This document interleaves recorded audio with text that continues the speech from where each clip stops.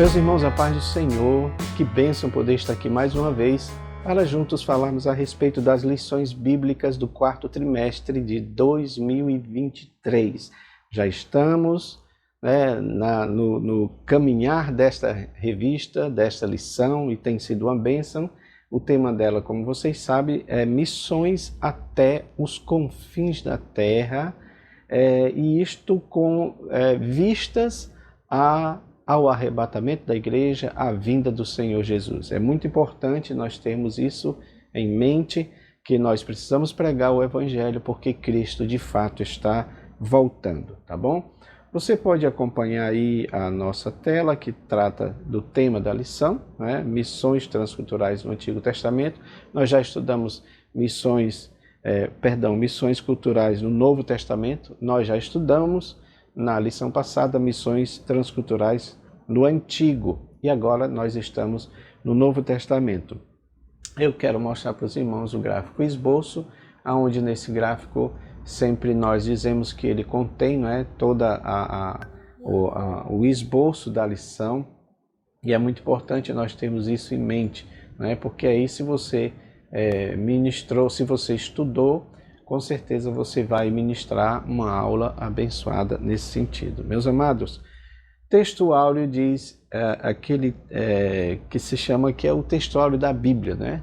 João 3,16. Porque Deus amou o mundo de tal maneira que deu o seu Filho unigênito, para que todo aquele que nele crê não pereça, mas tenha a vida eterna. Portanto, aqui está mostrando, digamos, as bases missionárias de Deus no Novo Testamento. E a verdade prática diz: a natureza missionária de Deus pode ser vista no fazer de seu único filho um missionário e da igreja a sucessora dessa sublime tarefa. Ou seja, Jesus veio, Jesus morreu, Jesus ressuscitou, e ao ser assunto aos céus, ele disse: ide por todo mundo. Ele deu essa tarefa para a igreja, que somos nós que estamos na responsabilidade de levar esta missão, tá bom? Do Evangelho de Jesus. Meus amados, e aqui nós vamos para a nossa introdução, tá bom? O gráfico esboço está aí, os irmãos já sabem que fala em cada ponto. Vamos trabalhando aqui cada um dos pontos para nós chegarmos na conclusão. Queridos, palavra-chave desta lição é Novo Testamento, tá bom? Novo Testamento. Já estudamos o Antigo Testamento, missões do Antigo Testamento, vimos lá alguns exemplos, e agora nós vamos ver o Novo Testamento, tá bom? Dentro desse ponto do Novo Testamento, nós temos aqui a divisão, desse ponto, porque ele está falando o Deus missionário revelado no Novo Testamento. E aí nós temos a Bíblia mostra um Deus missionário, uma perspectiva missionária no Novo Testamento, e a igreja à luz dessa revelação. Queridos, primeira coisa que a gente pode falar aqui nesse ponto é que no Antigo Testamento, e eu até fiz o meu pequeno mapa mental, vamos ver se dá para os irmãos olharem aí, tá? Nosso mapa mental, olha, eu geralmente colo alguma coisa aqui para poder fazer as minhas anotações, tá? E aqui, no Novo Testamento, Deus inicia a sua obra missionária, digamos assim, lançando os fundamentos da salvação, né? Já falamos lá do proto-evangelho, quando Deus diz que levantaria a semente da mulher para esmagar a cabeça da serpente, né? Temos ali a ideia do cordeiro que foi morto desde a fundação do mundo, e depois na escolha da nação de Israel, através de Abraão, fazendo de Abraão uma grande nação, e através da nação de Israel, vindo o Salvador, que é Cristo.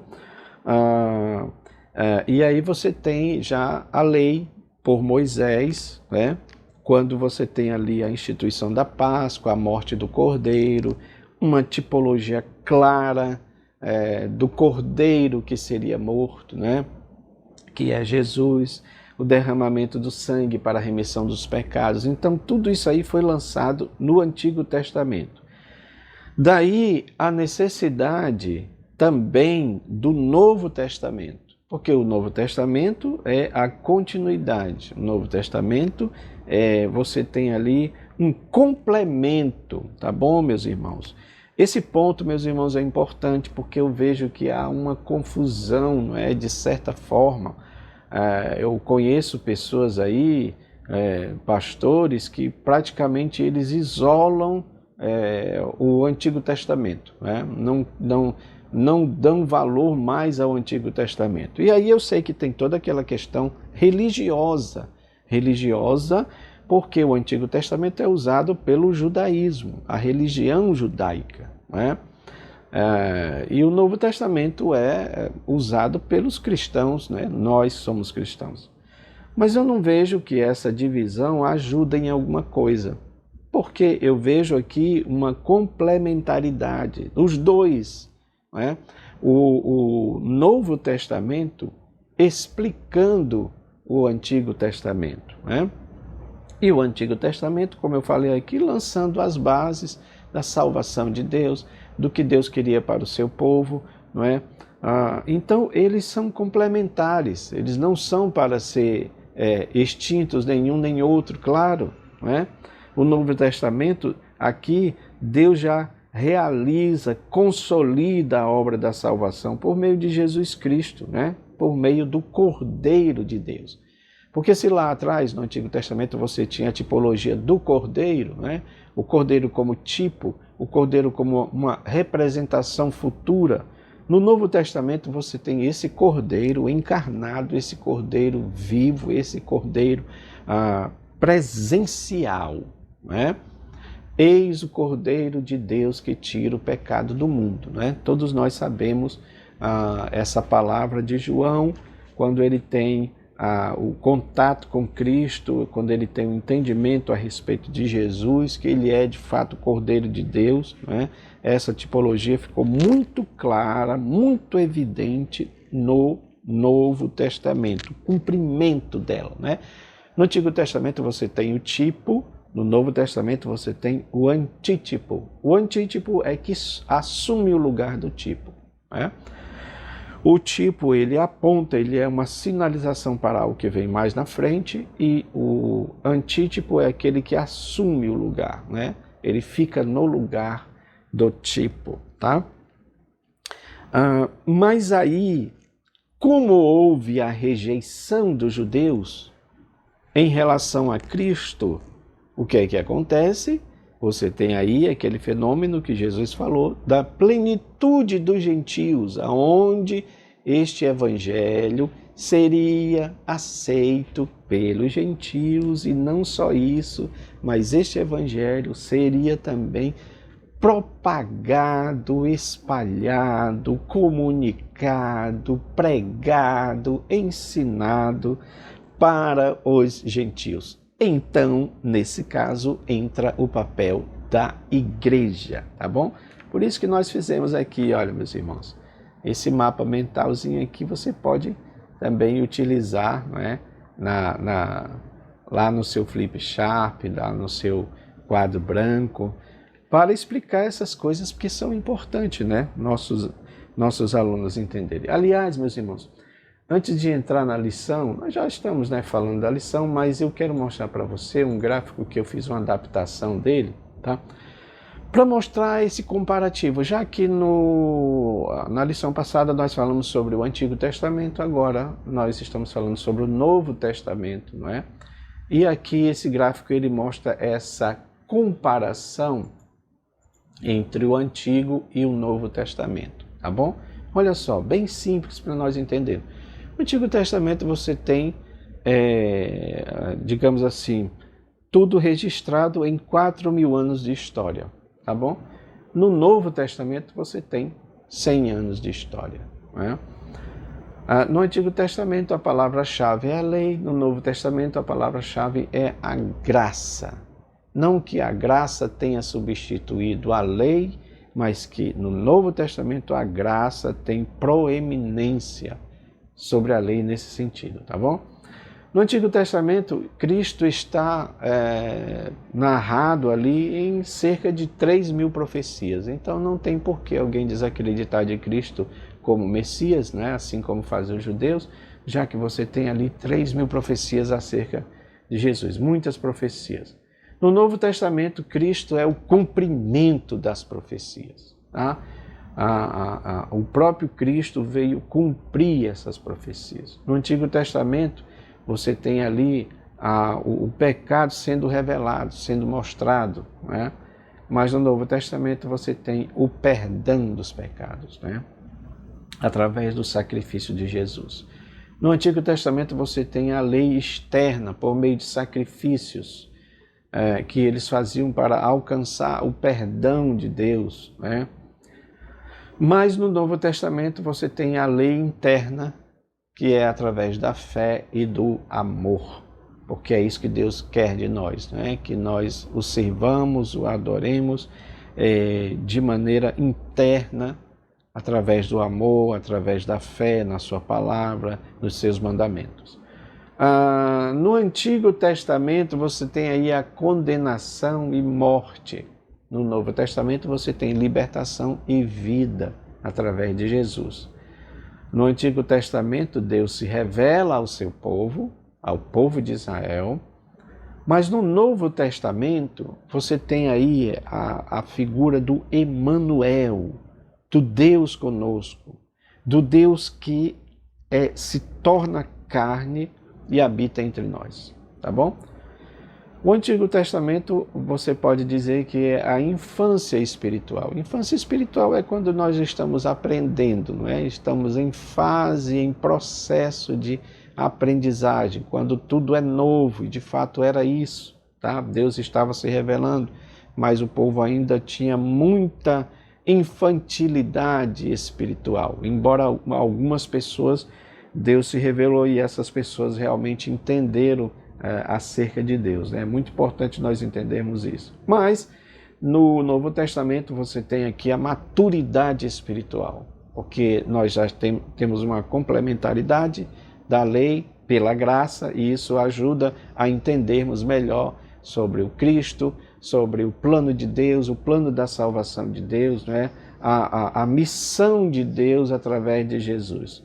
O Antigo Testamento, como nós falamos, é o tipo, né? Então você tem o cordeiro que foi morto, o cordeiro que era morto lá na Páscoa, sangue derramado, aspergido nos umbrais das portas. No Novo Testamento você tem o antítipo, que é aquele, como eu falei, ficou no lugar do tipo. Tá? Então não precisava mais de matar cordeiro, porque o Cordeiro de Deus foi morto uma vez e o seu sangue cobriu a multidão de pecados, perdoou a multidão de pecados, tá bom?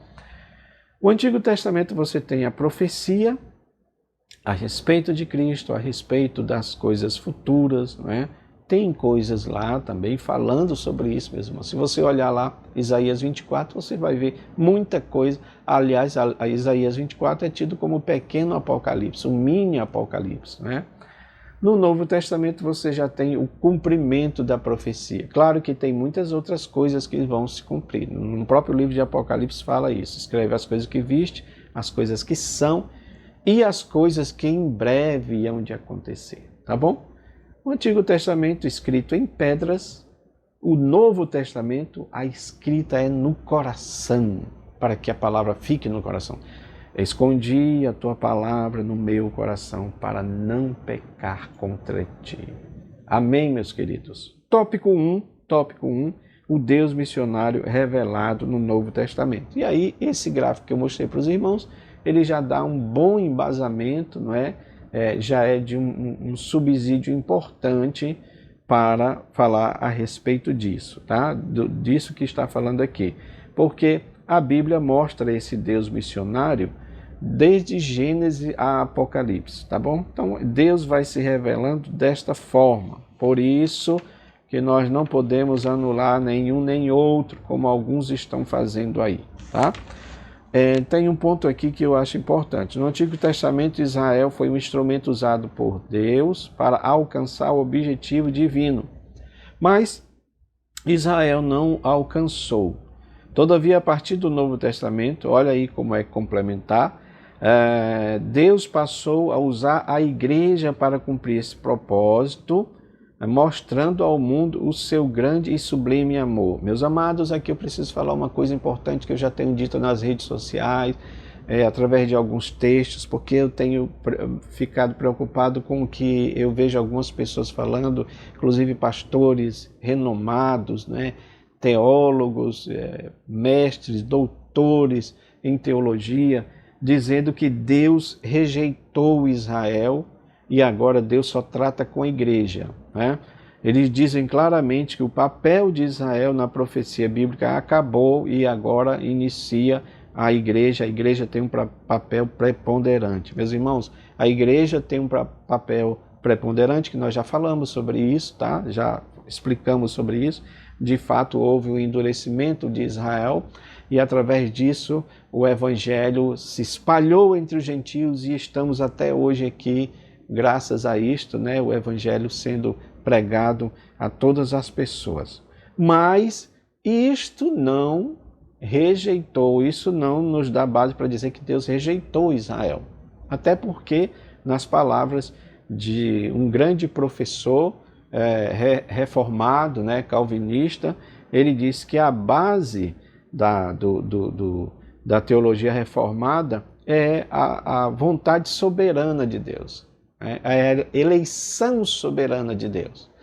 Então, como é que Deus elegeu Israel e depois deselegeu Israel? Não faz sentido. Veja que até entre os nossos irmãos, eu falo isso com todo respeito, os nossos irmãos calvinistas, eles têm as suas divergências entre si. E dentro da argumentação dele, ele tem razão, esse professor. Porque se de fato Deus elegeu Israel e depois Deus deselegeu, na verdade ele até faz dá uma espécie de alfinetada, né, nos arminianos, dizendo que é isso, é um tipo de arminianismo disfarçado, né? Porque eles falam daquela da salvação, que você não perde a salvação, não é?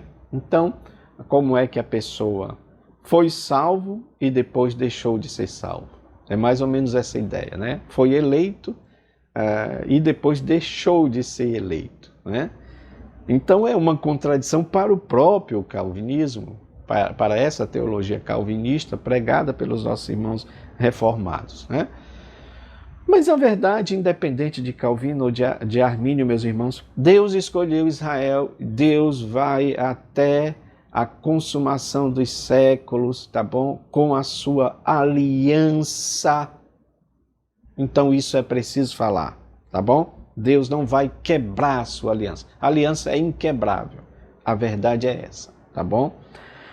Eu sei, meus irmãos, e vocês devem saber também, precisamos ter cuidado, principalmente nessa guerra que está havendo aí entre Hamas e Israel, que todos esses assuntos voltados para Israel estão aflorando agora, não é? Estão vindo à tona, tá bom? E a gente sabe que há esses dois polos opostos.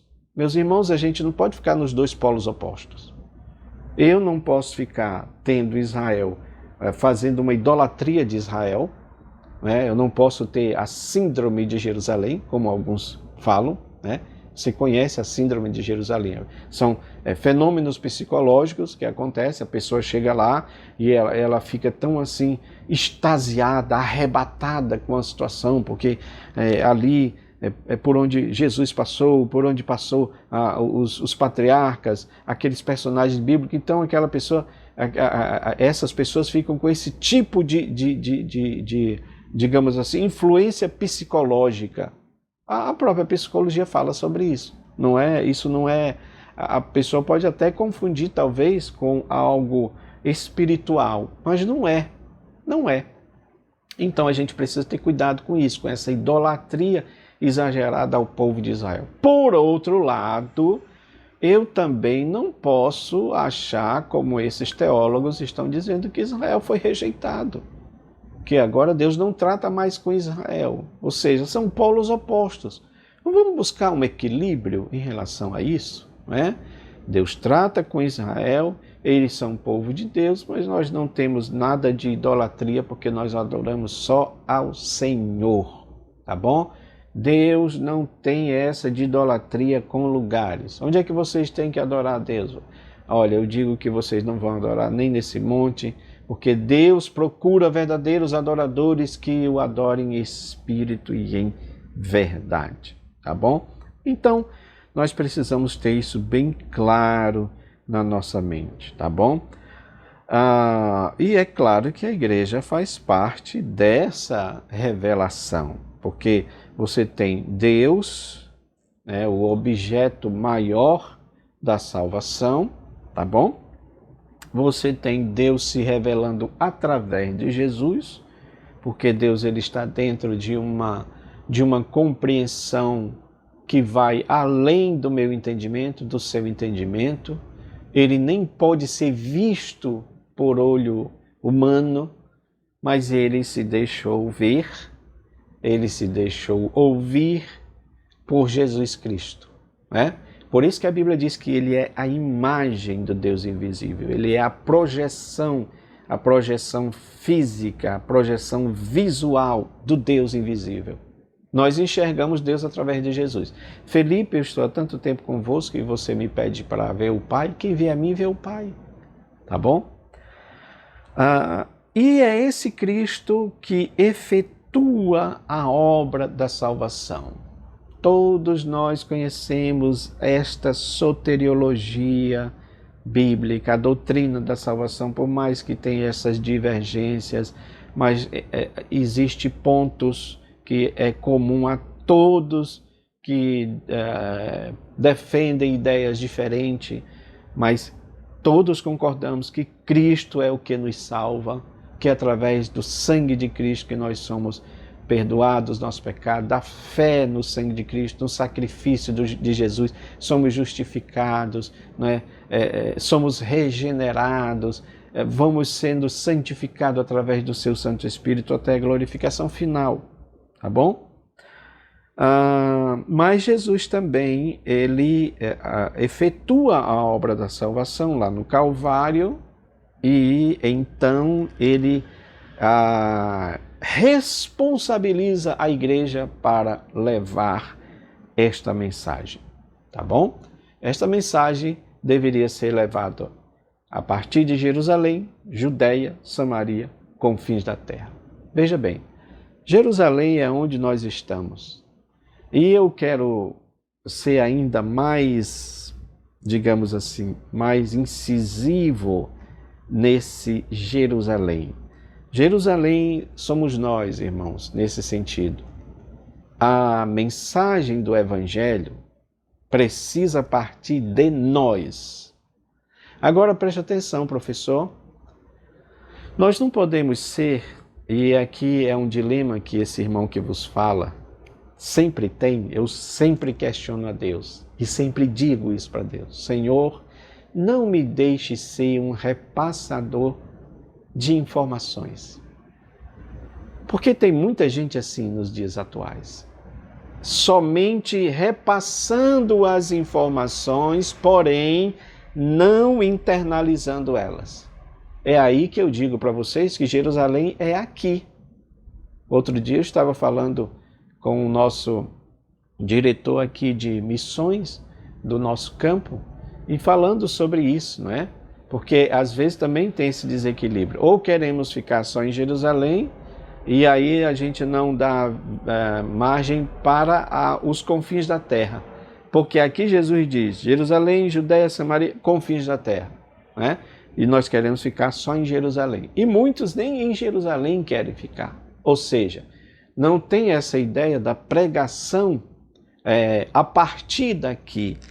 Porque o que eu estou querendo dizer para os meus irmãos se a mensagem da cruz, a mensagem do Evangelho não está partindo de dentro de mim, eu não tenho isso bem claro na minha vida, então evidentemente eu não tenho vontade de evangelizar, eu não tenho vontade de sair, eu não tenho vontade, para mim tanto faz se tem um missionário em um país estrangeiro, passando por dificuldades, porque para mim o evangelho não entrou, não está em Jerusalém. É isso que eu quero dizer. Aí, se está em Jerusalém, eu evangelizo aqui, eu faço um culto ali, eu prego o evangelho aqui onde eu estou, e eu tenho consciência missionária para entender que este evangelho não é só em Jerusalém, mas é Judeia, ou seja, além daqui, Samaria, que já é fora da minha nação, e até os confins da terra, ou seja, abrangendo todo o globo terrestre. Olha só, meus irmãos, mas isso vem a partir de uma compreensão que eu tenho de Jerusalém dentro. Por isso que Jesus trabalhou muito o interior dos discípulos. Quando eles queriam, de novo, perguntar sobre essa questão política, não é? Vocês se lembram disso? Quando é que tu vais restaurar, Senhor? Não se preocupem com isso. Mas vocês vão receber poder. Para quê? Para ser testemunha. Jerusalém, Judeia, Samaria, confins da terra.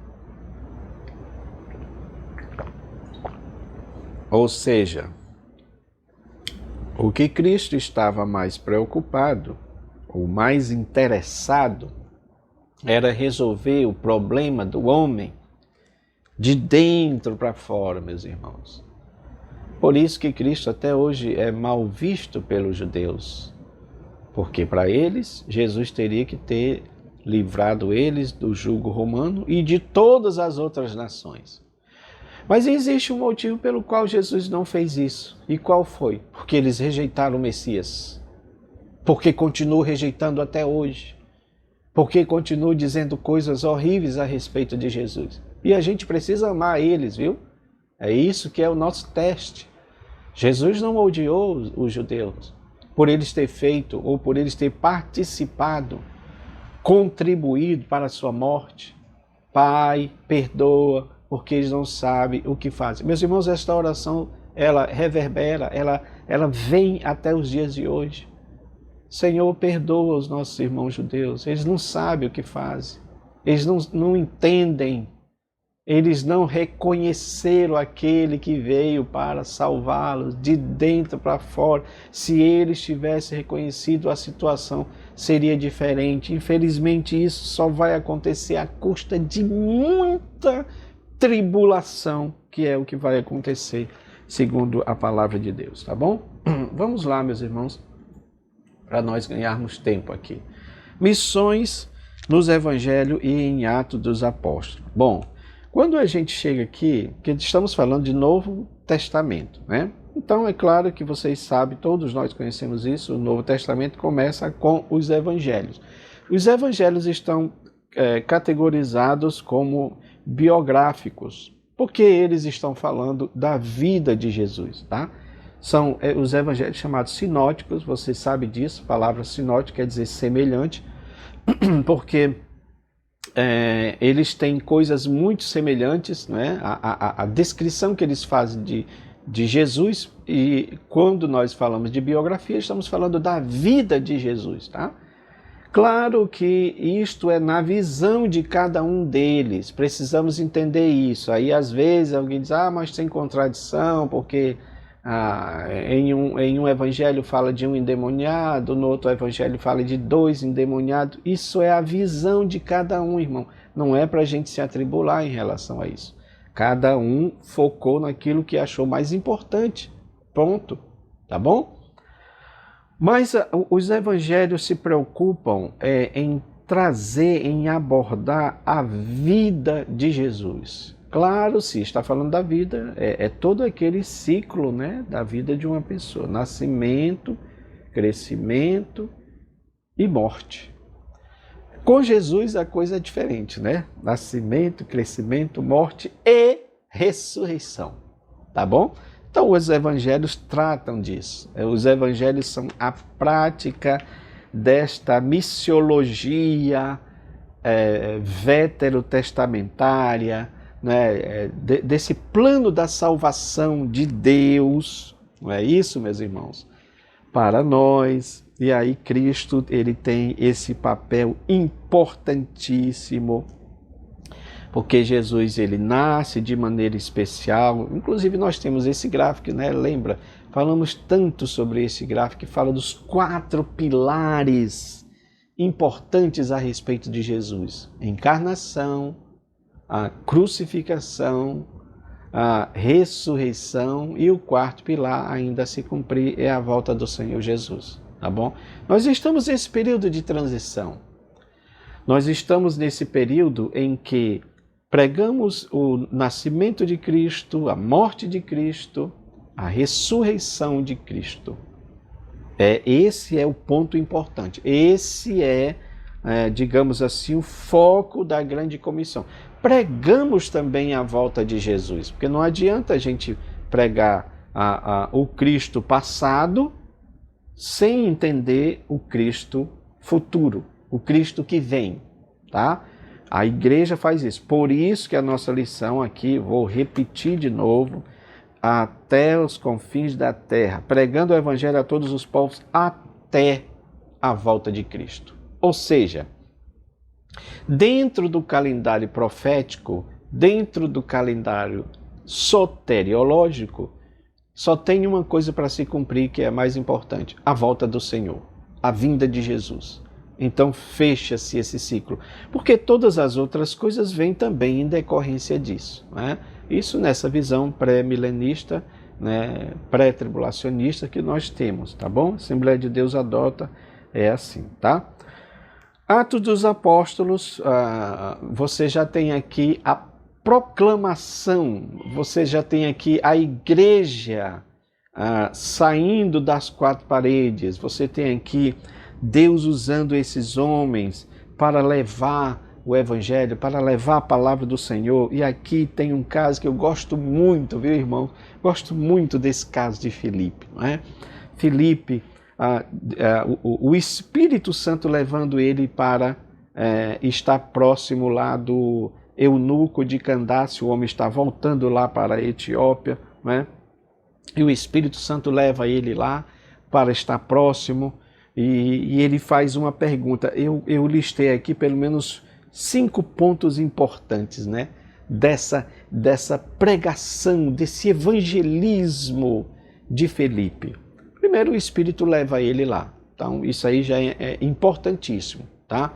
É o Espírito Santo. Gente, e todos nós sabemos disso. Atos dos Apóstolos, alguns dizem que deveria ser Atos do Espírito Santo, porque é o Espírito Santo quem tem proeminência aqui em Atos dos Apóstolos, né? Agindo através dos discípulos. Vê que é o Espírito que leva Filipe para estar próximo da carruagem lá do homem, né? Então ele pergunta: tu entende o que tu estás lendo? Olha que coisa interessante. E ele estava lendo Isaías, né? Isso mostra que tem muita gente que lê a Bíblia, nos dias de hoje lê a Bíblia. Mas a pergunta é: você está entendendo? Você está interpretando corretamente? Porque as pessoas tendem a dizer que a interpretação deles é que vale. Não. A Bíblia tem uma interpretação, a Bíblia tem um objetivo. Por isso que o Filipe pergunta: tu entende o que tu estás lendo? E o homem humildemente reconhece a sua incipiência, a sua falta de sabedoria, falta de entendimento. Como é que eu posso entender se não tem ninguém que me ensine? Irmãos, esse aqui é algo importante. Gente, esses 4 pontos você pode pregar em cultos de missões para despertar o povo para isso, né? Aqui é como se os gentios estivessem dizendo, as pessoas que não conhecem a Deus estivessem dizendo: eu não tenho como entender porque ninguém me explica. Professor amado, querido, olha o papel importante de você como professor da escola bíblica dominical. Porque você é que tem essa responsabilidade. Os que pregam, os que ensinam é que tem essa responsabilidade de dizer para o povo, para as massas: eu posso te ajudar, eu posso te orientar, eu posso dizer, tentar explicar, fazer você compreender um pouco sobre isso. E aí vem o 3º ponto, porque a Bíblia diz: e Felipe abrindo a boca. Olha só, às vezes a gente abre a boca para tanta coisa, não é? Falar mal do irmão, fazer uma crítica. E que tal se a gente abrisse a boca para falar de Jesus? E que tal se a gente abrisse a boca para ensinar outras pessoas que não entendem a respeito de Jesus, para que elas venham a entender acerca de Cristo? Ele estava lendo o profeta Isaías e ele pergunta, é dele ou é de outro que ele está falando? E Felipe abriu a boca. Então, gente, precisamos abrir a boca. Precisamos falar, principalmente nesses dias, precisamos falar a respeito de Jesus. E o que me chama mais a atenção nisso é que quando a palavra ela é falada, ela é pregada, ela é ensinada na inspiração do Espírito Santo de Deus, sabe o que acontece, meus irmãos? As pessoas entendem. O coração fervilha, porque o Espírito Santo vai entrando ali, a pessoa está abrindo o coração, o Espírito Santo está entrando e a pessoa vai entendendo o que está sendo dito. Eu costumo dizer que este aqui foi um aulão. Lembra? Quando fui fazer faculdade, eu fiz um cursinho público e eu me lembro que eles tinham aquele aulão que era como se fosse um resumão de tudo, assim, muito rápido, mas focado. Felipe fez esse resumão pelo Espírito Santo sobre quem era Jesus. Só que a coisa foi tão poderosa, tão forte, que aquilo entrou naquele homem de maneira grande, que ele entendeu. Veja que antes ele não entendia, mas agora ele entendeu. Ele entendeu tanto que ele tomou uma iniciativa que possivelmente deveria ser de Felipe, mas ele entendeu. Olha, está ali um lago, um rio ali, um igarapé, como você chama aí na sua região, aqui nós chamamos geralmente de igarapé, não é? Um riacho que seja, uma água que seja ali, um poço. Que me impede de ser batizado? E Felipe vai e batiza ele. Ele quer mesmo, ele se decide por Cristo. Olha que coisa maravilhosa. E quando ele faz isso, quando ele batiza, a Bíblia mostra que Deus arrebata Felipe de um lugar para outro. Eu sempre uso essa expressão quando eu estou falando do arrebatamento nos meus estudos, tá, irmãos? Porque essa expressão, e o Espírito arrebatou Felipe, lá no grego é harpazo, que quer dizer arrancar com força. E eu tento conscientizar os irmãos que não foi um arrebatamento de sentidos, foi um arrebatamento de corpo, alma e espírito. Eu sempre digo que eu nunca vi na atualidade um tipo de veículo tão forte, tão poderoso, tão rápido quanto esse que Deus usou com Felipe. Você só vê isso nos filmes de ficção, não é? Star Trek fala lá do teletransporte, tirou de um lugar e colocou de outro. Mas Deus fez isso com Felipe. Eu creio que Deus fez isso, porque havia uma urgência na pregação do Evangelho. Para mim, isto, inclusive, até aponta para a vinda do Senhor Jesus, porque Deus vai nos arrebatar também dessa forma. Vai ser muito rápido, não abrir e fechar de olhos, não dá tempo para nada. Então, façamos a obra de Deus assim como este servo de Deus, Felipe. Aí você tem aqui outros exemplos também, o exemplo de Pedro, não é? Pedro ainda dentro daquele exclusivismo judeu, daquele legalismo, não queria pregar o evangelho para um gentio. Deus mostra a visão para ele daquele lençol cheio de animais, e Deus diz, mata e come, e ele diz, eu não posso fazer isso, eu sigo a lei, né? Mas aí Deus diz, olha, não diga que é impuro aquilo que eu já purifiquei. Isto para exemplificar que os gentios eram pessoas que também eram aceitas. Ou seja, irmãos, o Espírito Santo vai trabalhando nos discípulos para mostrar para eles que o Evangelho não deveria ficar circunscrito apenas em Jerusalém, mas teria que transpor as barreiras, as fronteiras, quer sejam linguísticas, quer sejam culturais. Por isso que está falando desse transculturalismo no Novo Testamento. E Deus vai fazendo isso de maneira bem didática para eles entenderem, tanto é que ele foi cheio do Espírito, e o Pedro ficou admirado ali, né, de Cornélio ter sido cheio do Espírito, tá bom? Meus amados, temos também o caso de Paulo e Barnabé, que dispensa comentários, né? Paulo é tido como apóstolo dos gentios, porque ele era judeu, de fala grega, cidadania, né, romana. Então, Paulo tinha tudo para ser de fato esse homem de Deus que fez essa ponte entre os gentios. Ele foi esse apóstolo levantado para pregar aos gentios. Isso aí é maravilhoso nós entendermos isso, tá bom? Queridos, vamos aqui para o tópico 3, que fala a missão cumprida nas cartas e no Apocalipse. Depois que Deus salva Paulo, né, todos nós sabemos, ali no caminho de Damasco, Paulo era um perseguidor, mas Deus faz dele um homem de Deus, né? Muda tudo nele, na mentalidade dele, deixa ele cego para que os olhos espirituais dele se abrissem e caísse as escamas, a cegueira espiritual, tá bom? Para que ele pudesse enxergar de fato que aquele Cristo, aqueles cristãos que ele tanto perseguia com ardor, com fúria, né? Tem um texto que diz que ele respirava. Essa expressão, ela é utilizada para animais, né? Quando o animal está naquela ânsia de pegar a sua vítima. Assim era Paulo, meus irmãos. Mas aí Deus vai e quebra o coração de Paulo nesse sentido. Aparece para ele: Paulo, Saulo, Saulo, por que tu me persegues?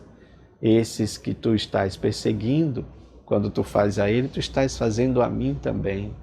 Aí Deus faz uma mudança, meus irmãos. É muito linda a conversão de Paulo, né? Deus faz uma mudança e faz desse homem um grande homem de Deus. Não só pregador do Evangelho, porque agora ele vai pregar o Evangelho, ele vai plantar igrejas, ele vai começar trabalho. A vida de Paulo, meus irmãos, é um exemplo, é uma referência do que é um verdadeiro missionário, né? Em todos os sentidos. Paulo trabalhava muito bem, irmãos, essa questão do transculturalismo, né? Quando ele chega lá, naquele lugar, no Areópago, né? Todos, vários deuses ali, e o local para o Deus desconhecido. Ou seja, ele pega uma tradição do povo que acreditava o seguinte: como eles eram muito supersticiosos, e Paulo fala sobre isso, então ele diz: olha, eu sei que vocês são muito supersticiosos, veio aqui muitos deuses, né? Mas o Deus que eu adoro é exatamente esse aí que vocês não conhecem.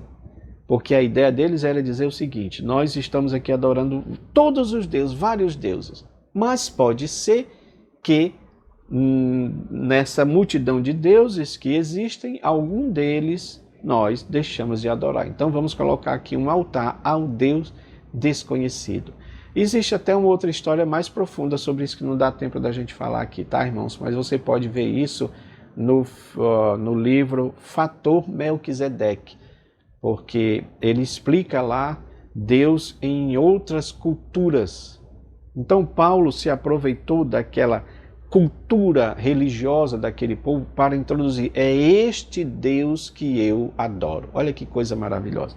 Mas, irmãos, Paulo não era só aquele homem que pregava o Evangelho, ele era um homem também que admoestava, ele era um homem também que ensinava, ele era um mestre da palavra. Daí vem as suas cartas. Nós somos abençoados, brindados com essas cartas, porque falam de uma teologia pastoral, porque ele não era só aquele que plantava igrejas, mas ele era aquele que cuidava. Então tinha ali Timóteo, Lucas e todos os outros demais que lhe admoestava, ajudava, ensinava, né? As cartas de Paulo a Timóteo fala sobre isso, a carta aos Romanos, falando dessa universalidade. Aí você tem ali esse debate entre a graça e o pecado, né? Onde abundou o pecado, superabundou a graça. Livro de Romanos, né? Você também, a carta de Romanos, né? A carta aos Efésios também, que fala desse muro da separação entre judeus e gentios, que foi quebrado, né? por Cristo, agora não existe mais esta separação, tá bom? A igreja é formada de judeus, a igreja é formada de gentios também. Na carta de Paulo a Timóteo e Tito, você tem ali aqueles aconselhamentos para os obreiros, né? Para trabalharem na igreja do Senhor, a forma de trabalhar na igreja do Senhor. Então você vê que tudo isso é mostrado, faz parte da missão. Tudo isso faz parte da missão. As cartas gerais também, especialmente Hebreus, também trata muito sobre isso, né? Hebreus é bem denso, mostrando a questão da nova aliança, mostrando que a nova aliança é ainda melhor, porque ela é mais completa, tá bom? Por fim, meus irmãos, nós temos o livro de Apocalipse, que é exatamente a conclusão de todas essas coisas, né? Nesse livro, o apóstolo João vem de uma longa jornada, né? Porque João é aquele discípulo que Jesus já tinha dito que ele ia ficar mais tempo, né? Vocês se lembram disso? O último capítulo de João fala sobre isso. Jesus fala a respeito de Pedro, de como Pedro iria morrer, e Pedro pergunta, mas o que é que vai acontecer de João? E Jesus disse, eu quero que ele fique até que eu venha. Aí o próprio texto lá diz que havia uma lenda, uma ideia de que João não morreria, mas na verdade repete-se de novo o que Jesus disse, eu só quero que ele fique até que eu venha. E isso acontece no Apocalipse. O que é até que eu venha? É quando Cristo se revela para João no Apocalipse. E por que isso, meus irmãos? Porque no Apocalipse você tem a conclusão da obra salvífica de Jesus. Você tem a conclusão da obra missionária de Deus. É muito importante. Às vezes eu fico assim um pouco triste quando eu vejo irmãos, né, dizendo que tem medo do livro de Apocalipse. Já houve casos de eu estar ministrando numa igreja e alguém se levantar porque estávamos falando lá sobre a grande tribulação, sobre aquelas coisas que vão acontecer ali, e as pessoas se levantam porque têm medo do livro de Apocalipse.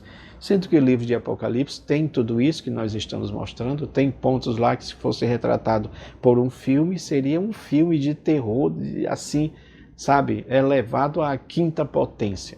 É verdade.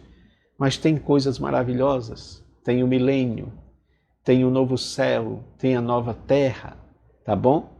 Porque a gente imagina que o Apocalipse é o fim. Sempre nos filmes mostram, quando falam do fim de alguma coisa, é o Apocalipse. Mas a gente esqueceu, meus irmãos, que Cristo é o Alfa e o Ômega, o princípio e o fim.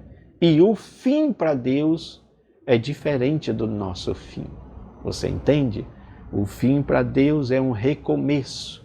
É por isso que João vê novo céu e nova terra, porque aquele velho céu e aquela velha terra passaram e tudo se fez novo. Por que isso? Porque Deus vai fazer renovar todas as coisas. É a salvação do Senhor. É a salvação do Senhor no livro de Apocalipse. Concluindo tudo isso, tá bom? Meus amados, eu quero agradecer os irmãos estarem conosco até agora, tá bom? Peço a você que, se você sentir de Deus, compartilhe, se não, apenas deixe aí o seu comentário, quer que você, alguma observação, eu sei que vocês conhecem, né? Praticamente não temos dúvidas, mas você pode contribuir com o seu comentário, tá bom? Sobre esta lição. Deus abençoe vocês, que tenhamos todos uma escola dominical cheia da presença de Deus. Amém.